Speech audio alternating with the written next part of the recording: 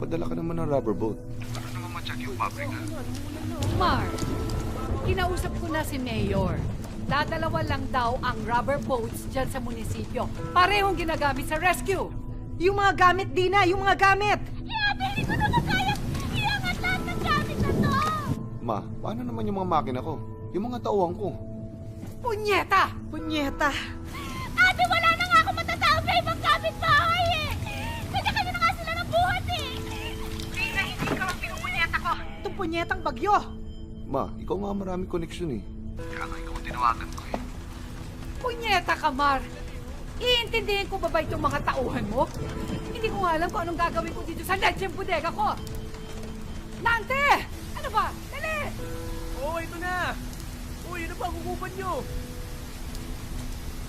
Pag tumaas pa yung tubig, umakyat ka sa second floor. Ate! Ate, wala nang pagkababot sa second floor! Di na pala ka ba talaga? Hindi umakyat ka sa bubong, punyeta!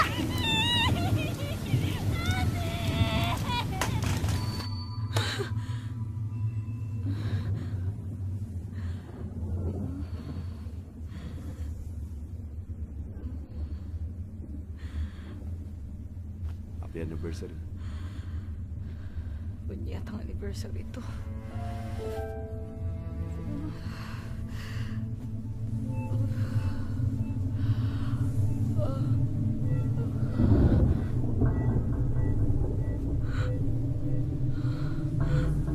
Han? Sir!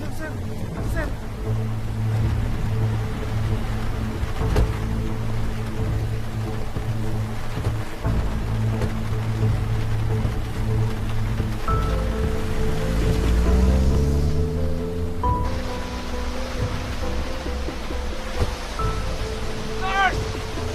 Nurse! Doc! Tulungan niyo ako! Lisan mo! Okay, diretso na sa iyo yan. Bilisan niyo! Yandahan niyo rin ang mga gamit. Dahan-dahan! At pinangangambahan ngayon na ang kasunod nito ay matinding pagbaha. 8 amphibious vehicles na ang kanyang pinaikot para mag-rescue. Saan man tumingin sa Marikina, bakas ang pinsala ng bagyong Undoy.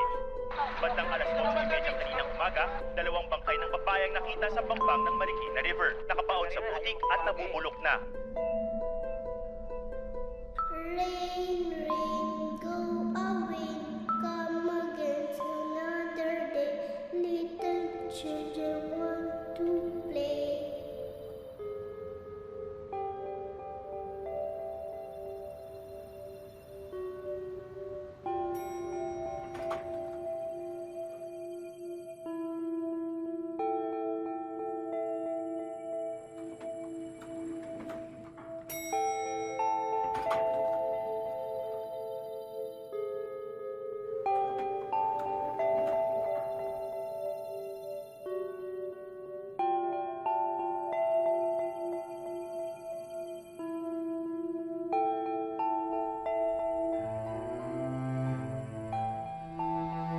Alam mo siguro, pwede na tayo dito.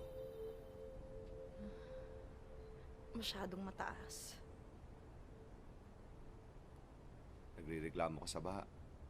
Siguro naman, bago tayo ubutin ng baha rito, lubog na ang buong Metro Manila. Eh, paano kung lumindol? Ikaw kung ano-ano iniisip mo. Gusto mo, tayo na lang magpalindol? Gago. Oh, bakit? Malay mo, swertihin tayo. Magkaanak ulit tayo. Sabi ng doktor, mahihirapan na.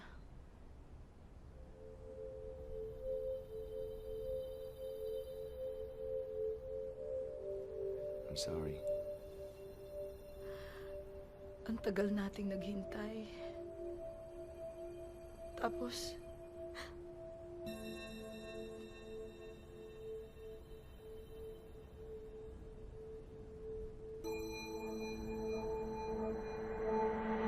Thank you.